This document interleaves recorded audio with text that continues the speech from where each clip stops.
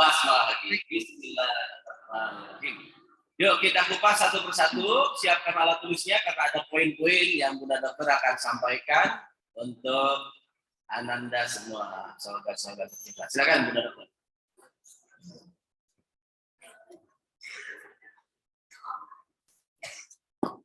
Bismillahirrahmanirrahim. Assalamualaikum warahmatullahi wabarakatuh.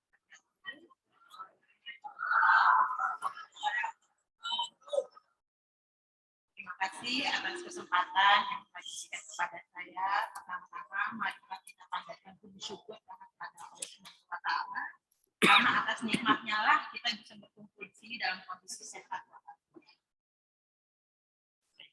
Hari ini saya akan membahas tentang urgensi dari personal hygiene. Apa sih personal hygiene ya? Kayaknya sering didengar ya. Personal hygiene itu diambil dari bahasa Yunani. Personal itu artinya perorangan, diri kita. Hygiene itu sehat. Jadi personal hygiene itu adalah suatu tindakan untuk memperbaiki kesehatan diri kita pribadi. Tujuannya untuk apa? Untuk mencapai kesejahteraan fisik dan psikis. Nah, untuk mendapatkan personal hygiene, ada tuh beberapa langkah yang harus kita lakukan. Yang pertama, mandi. Ya, pastinya pada mandi semua dong di sini ya. Oke. Mandi secara teratur sehari 2 kali. Nah, pada saat mandi tuh, ada hal-hal yang harus kita perhatikan. Jadi tidak langsung sat-sat bersahari keluar ya, seperti itu ya. Yang di sini mah nggak pada begitu ya. Yang pertama nih, kebersihan kulit kepala, rambut. Itu sebaiknya anak-anak dikeramasnya setiap hari. Karena apa? Ya minimal seminggu 2 kali lah. Karena apa? Karena kita masih masa pubertas nih. Anak-anak SMP seperti kalian tuh usia 10 sampai 14 tahun itu masih masa pubertas. Di mana masa pubertas itu aktivitas sangat tinggi, padat, begitu banyak aktivitas outdoor sehingga produksi keringat dan produksi minyak di kulit kepala kita berlebih. Jadi memang perlu dilakukan keramas yang rutin setiap hari. Keramas pun baiknya dilakukan pada sore hari. Kenapa sore hari? Karena pada sore hari anak-anak sudah tidak melakukan aktivitas fisik lagi, sudah tidak melakukan aktivitas outdoor lagi, sehingga pada saat istirahat sudah lebih fresh. Tapi kalau dilakukan pada pagi hari, itu akan membuat nanti pada sore harinya kembali berkeringat lagi. Pada saat mandi juga ada aku perhatikan juga nih, yaitu kebersihan daerah wajah. Ya. Daerah wajah dibersihkan dengan sabun wajah. Nah, usia-usia pubertas kayak anak-anak ini nih, ya biasanya yang paling sering itu tumbuhnya jerawat ya.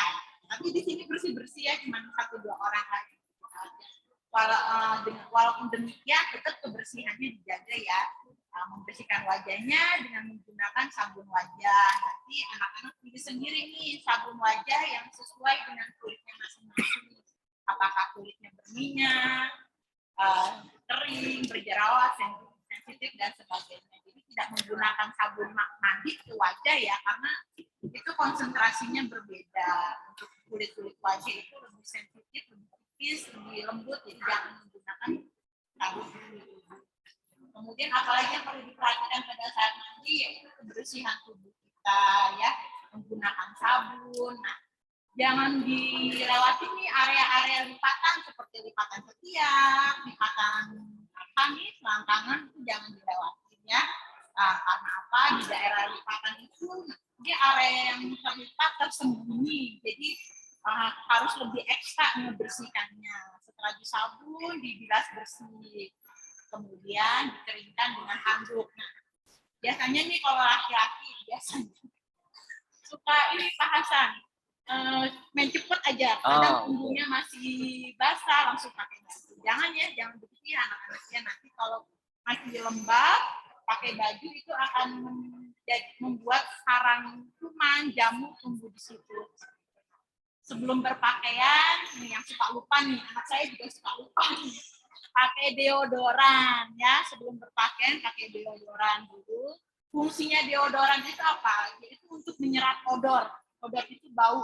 Untuk menyerap bau keringat, bau yang tidak enak di ketiak kita. Jadi kalau kita berkumpul dengan kawan-kawan kayak gini nih, teman sebelahnya seneng gitu, wangi gitu ya. Tapi kalau ketiak kita sudah mulai cium-cium ketiak ya, tapi kalau ketiak kita bau, teman sebelah juga terganggu ya. Tuh. Setelah pakai deodoran, baru berpakaian rapi. Nah, pakaiannya juga diusahakan, ya bukan diusahakan, sebaiknya pakaian yang masih bersih ya, jangan yang kemarin atau yang sudah pernah dipakai seperti itu.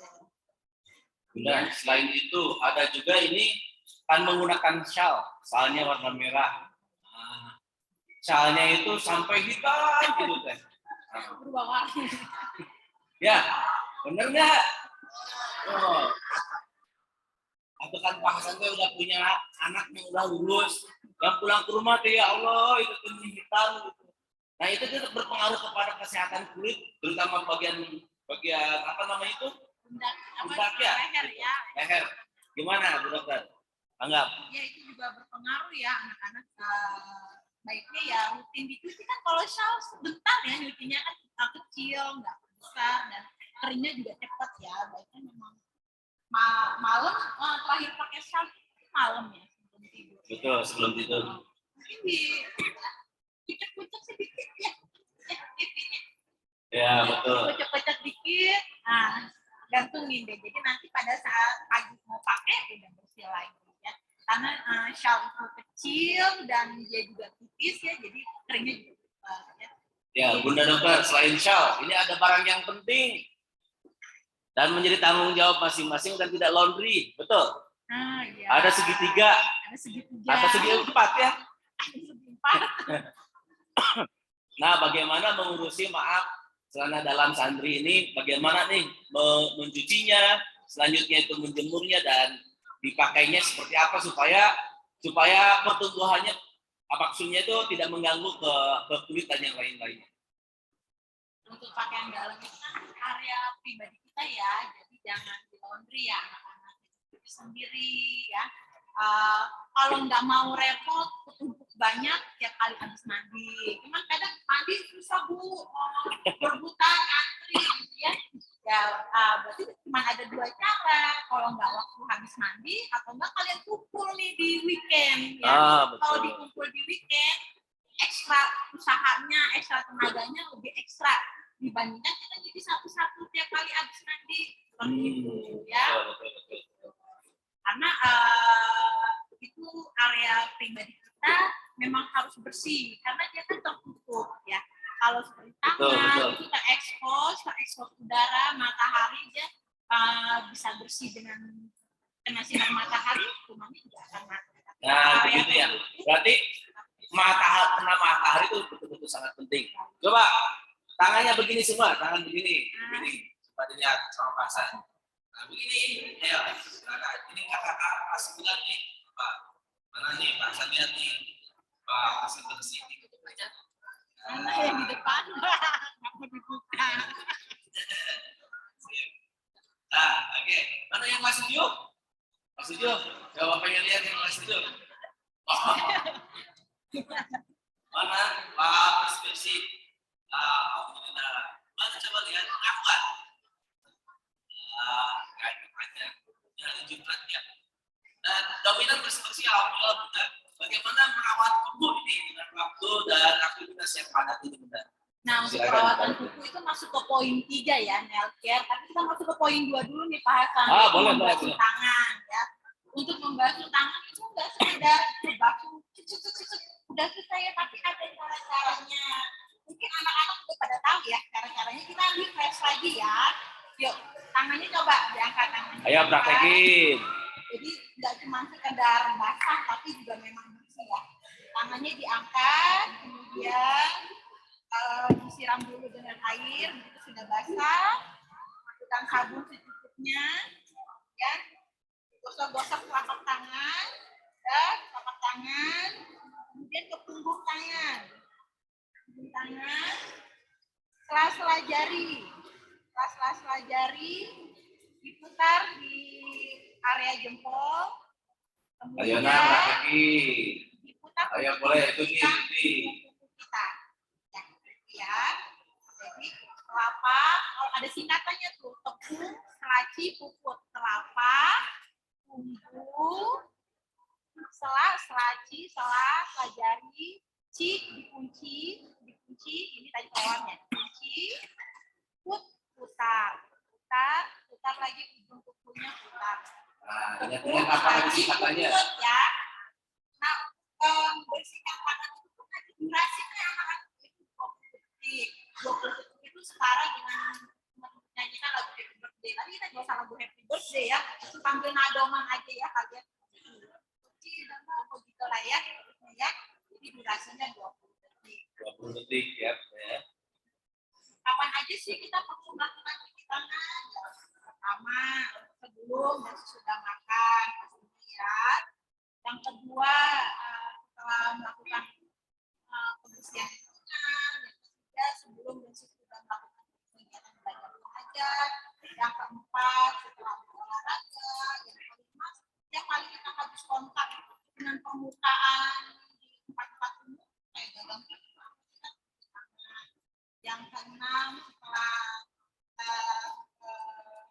berolahraga tadi udah ya. Baik, kita lanjutkan. Mencuci tangan. Nah ya setelah dari kamar mandi nih, BAB, apa itu wajib ya cuci tangan ya. Kemudian yang poin yang ketiga dari personal hygiene itu yaitu membersihkan kuku yang tadi sudah dicek oleh Pak Hasan ya. Ayo. Cuci kuku tangan, cuci kaki di depan mata. Minggu sekali cukup dan baiknya dilakukan di hari Jumat ya, hari ini ya, hari Jumatnya. Jadi sunahnya dapat, bersihnya juga dapat ya. Nah, untuk yang keempat nih dari poin hygiene yang keempat itu kebersihan gigi. Sehari minimal 2 kali, minimal itu artinya lebih juga boleh ya, minimal 2 kali setiap kali habis mandi, setiap kali habis makan dan sebelum tidur. Coba Bunda kita cek dulu gigi anak-anak kita nih. Pak, mohon perhatian. Duduk siap, gerak. Sikap senyum. Wah, ini nggak ada kan istilah dari PBB sikap senyum begini nih. Coba Bunda boleh dilihat seperti silakan, Bunda dokter. Senyumnya ditutupin masker kayaknya. Ya, sebagian ditutup masker nggak apa-apa. Oke, baik. Istirahat di tempat, gerak. Silakan Bunda. Nih hasil survei bagaimana nih? Sekilas. Bersih-bersih ya. Alhamdulillah. Hebat, berarti memperhatikan ilmu baik yang disampaikan oleh ayah bunda dokter maupun yang disampaikan oleh asatid ataupun para muslim sekalian. Silakan Bunda dilanjutkan. Yang selanjutnya poin hygiene yang kelima yaitu membersihkan telinga ya, membersihkan telinga baiknya jangan pakai cotton bud ya anak-anak ya, karena kalau kita menggunakan cotton bud justru akan mendorong si kotoran lebih masuk ke dalam, akhirnya menyebabkan nyeri, infeksi dan penurunan pendengaran. Baiknya kita bersihkan dengan menggunakan korek kuping itu seperti sendok kecil itu tahu ya, pakai itu ya, jadi kita mengorek keluar. Kalau kita pakai cotton bud malah akan mendorong si kotoran masuk ke dalam. Yang ke poin ke-6, poin hygiene-nya yaitu membersihkan area mata ya. Kalau matanya yang ada kotorannya, belekannya dibersihkan, jangan dibiarkan nanti menyebabkan infeksi pada area mata. Ya. Baik, alhamdulillah. Kayaknya yang tadi diomongin itu semua sepertinya sudah ada di tiap kali kita wudhu ya. Tiap kali kita wudhu itu ada semua cuci tangan, cuci muka, membersihkan telinga, tangan, dan kaki itu. Ya alhamdulillah kita muslim ya Pak Hasan. Betul.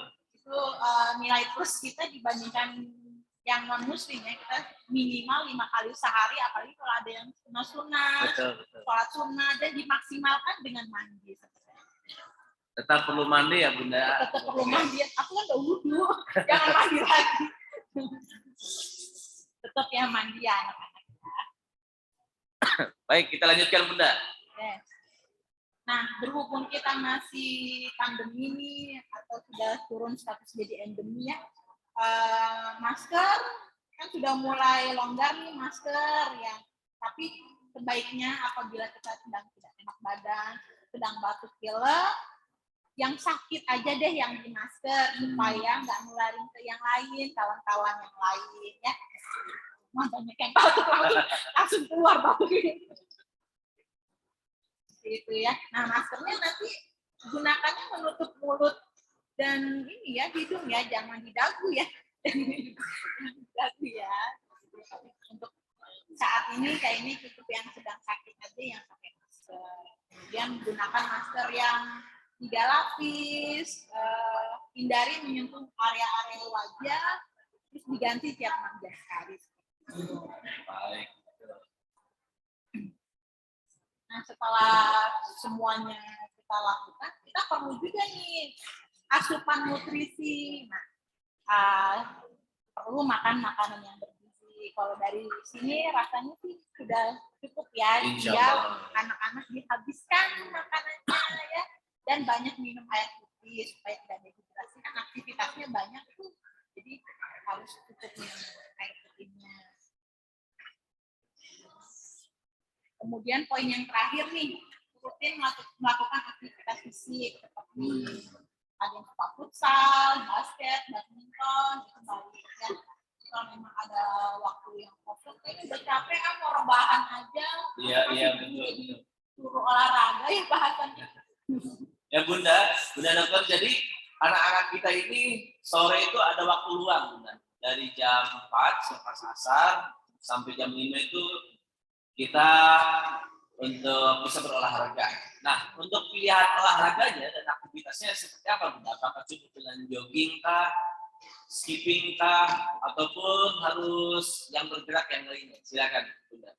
Untuk jenis olahraga mah sepertinya disesuaikan dengan kesukaannya, karena kalau kita nggak suka dipaksakan kata dokter harus jogging, tapi kita nggak suka, tapi disesuaikan saja dengan kesukaan anak-anak. Ada yang suka futsal, mangga, ada yang suka basket, mangga, anak-anak rutin ya gitu, rutin. Terus suka basket tapi kebanyakannya nongkrong aja nggak gerak gitu, asal judulnya lagi di lapangan aja judulnya ya. Jadi untuk olahraga silakan disesuaikan dengan minat dan bakat dan kesukaan dari anak-anak, mau yang mana, asalkan efektif. Siap. Aku saya kirim.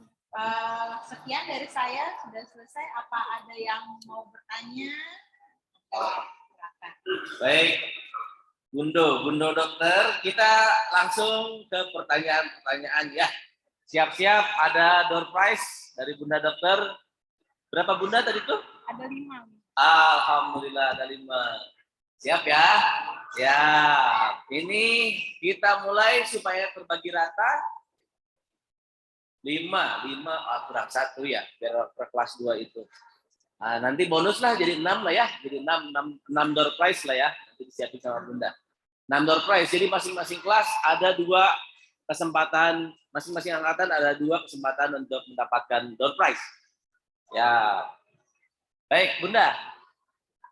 Kita buka pertanyaan terlebih dahulu sebelum ke door prize karena masih ada waktu 30 menit. Silakan angkat tangan. Waduh. Oh, dari sekolah juga ada 3, baik. Ini dari Bunda bawa. 5. Bungkusnya juga. Oh, siap. Bunda, wah banyak banget yang bertanya. Tapi Pak Hasan lihat yang paling belakang pakai syal merah. Silakan berdiri. Silakan Kak berdiri. Ya antum. Nah yang pertama tadi dilihat. Oke, teriak dan keras. Namanya siapa?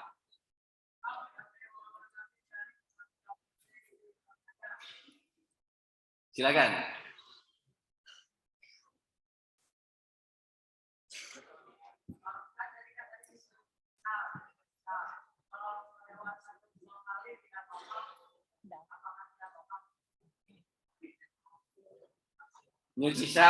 Nyucisalnya berapa lama sekali Kak? 1 minggu sekali. Oh, ya. Jangan dong 1 minggu sekali sayang, udah numpuk semua itu. Sebaiknya berapa hari sekali Bunda dokter? Baiknya setiap hari ya. Tapi kalau memang nggak sempat itu setiap hari? Nggak sempat Bunda. Setiap hari dipakai. Ya. Berarti seminggu sekali ya? Seminggu sekali. Aduh, jangan juga seminggu sekali. Siap. Nanti Bunda Dokter diskusi dengan Ibu Dian dan yang lain-lainnya hal ini ya. Harus Ya. ada. Terima kasih, silakan duduk nak. Kayaknya anak-anak mah pengen ya digital, tapi waktunya nih karena dipakainya hampir Tiap hari ya. tiap hari dan durasinya juga lama ya. Baik, siap. Sekarang kakak kelas 9, nanti adik kelas 7 selepas ini. Siapa yang mau bertanya dari kakak kelas 9? Silakan Kak, berdiri Kak. Silakan Kak.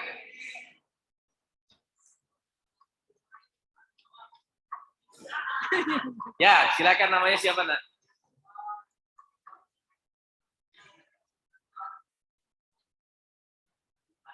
Merendam cucian termasuk, mohon maaf karena kita sedang membahas hal yang pribadi juga. Jadi yang segitiga itu ya, berapa lama merendamnya dan menjemurnya. Silakan, merendamnya berapa lama Bunda? Kalau untuk patokan waktu berapa lamanya sih nggak ada patokannya, tapi sebaiknya jangan lebih dari 2 jam karena itu akan menimbulkan bau yang tidak enak ya di sana ya. Kan kita mengharapkan setelah dicuci itu menjadi wangi ya, tapi kalau terlalu lama direndam setelah dijemur malah jadinya apek. Kenapa begitu? Karena kan pada saat direndam itu kotoran naik ke atas ya, naik ke atas, kemudian karena kita terlalu lama ngerendamnya, jadi dia turun lagi karena gaya gravitasi kan dia turun lagi ke bawah, masuk lagi, masuk lagi ke pakaian kita yang direndam tadi. Jadi sebaiknya tidak lebih dari 2 jam. Tidak lebih dari 2 jam Kak ya. Silakan Kak, terima kasih. Baik, sekarang dari adik-adik kelas 7. Yang mana Bunda? Siapa yang depan? Oh gitu ya, boleh lah. Silakan. Ayo nak. Berdiri sama seperti kakaknya. Oke, silakan.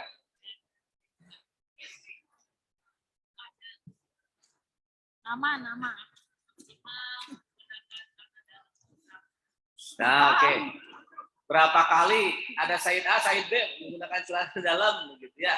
Nah, seperti apa Bunda Dokter? Silakan duduk Nak. Terima kasih. Ayo, silakan.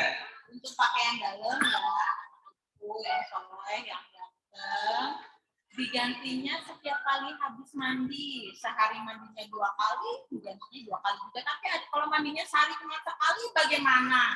Ada nggak yang cuma sehari sekali ini mandinya? Banyak. Kalau memang begitu, karena ngantri, waktunya juga nggak sempat, jadi mandinya cuma sehari sekali, setidaknya ganti pakaian dalamnya tetap sehari 2 kali. Ya, pada saat sebelum tidur diganti kalau memang kalian mandinya cuma sehari sekali. Tapi untuk yang mandinya udah sehari 2 kali itu udah bagus. Jadi pada saat setelah mandi semuanya diganti, jangan setelah mandi pakaian dalamnya masih yang tadi, jangan katanya. Itu diganti, jadi pakaian dalam sehari 2 kali, walaupun kalian mandinya cuma sekali, tetap digantinya 2 kali ya. Jadi diusahakan pada saat kita sudah mau tidur itu bersih semua ya. Karena kan pada saat kita sholat juga itu kita menghindari takutnya ada najis di situ ya. Betul. Jadi sehari 2 kali. Selepas mandi dan baik sebelum tidur juga. Masih ada nggak cadangannya nih atau udah set aset bingung? Ya, baik. Kembali ke kakak kelas 9. Ya nanti ya berurutannya nak. Baik, kakak kelas 9 angkat tangan. Ayo Kak, silakan. Kak Habib, silakan Kak Habib, silakan berdiri.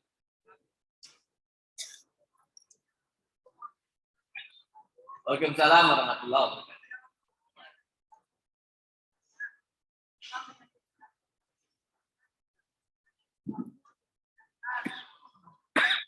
Ya, penyakit yang timbul karena perilaku hidup tidak sehat. Silakan.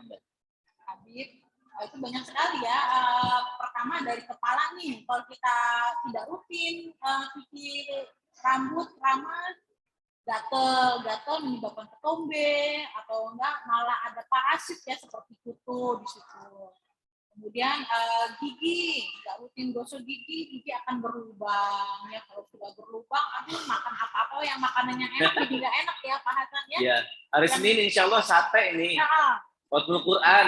Sate. Bocoran nih. Yang satu gigi nggak bisa tuh ya. Benar.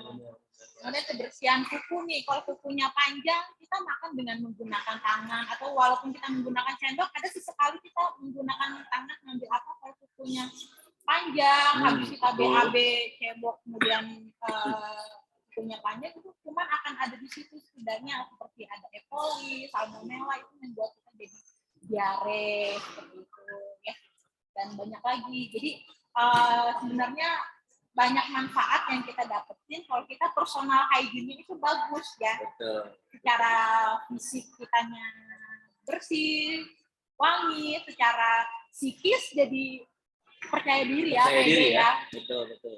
Ya. mulutnya nggak bau, badannya wangi. Gitu. Betul, betul. Apalagi nih kakak-kakak kelas 9 nih pasti banyak ketemu dengan kakak-kakak kelas 9 di SMP Putri juga ya. Harus semakin menjaga diri atuh. Bahwa kita teh gerah lanteng, bersih-bersih gitu ya. Ya, baik, siap. Nah, ini kelas 8 udah banyak yang angkat tangan, Bunda. Enggak kuat juga nih. Enggak diserahkan. Ya. Ini kelas 8 semua ya? Pindah tadi dari 8C. Pindah ke 8 yang lain, ya. Udah B aja ya. B, ya maaf ya, titipin pertanyaan. B ini ada 2. Coba silakan.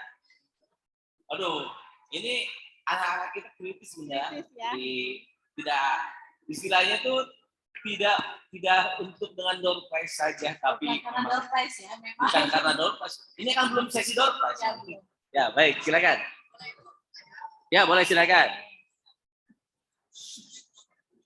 Waalaikumsalam warahmatullahi wabarakatuh. Silakan.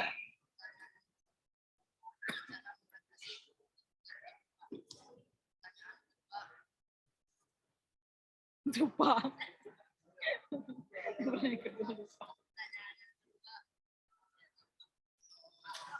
Kalau lupa, yang satu saja. Nanti pembelajarannya, kalau mau bertanya, kita suka lupa, ditulis dulu saja. Ya, baik Kak. Terima kasih Kak, satu saja. Memang jatahnya satu dulu lah ya. Silakan, Bunda. Langsung ngeblank ya.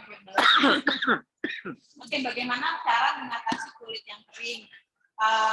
Eko Pesantren itu kan di daerah yang rada tinggi ya, jadi memang di sini tuh dingin, cenderung membuat kulit kita menjadi kering ya.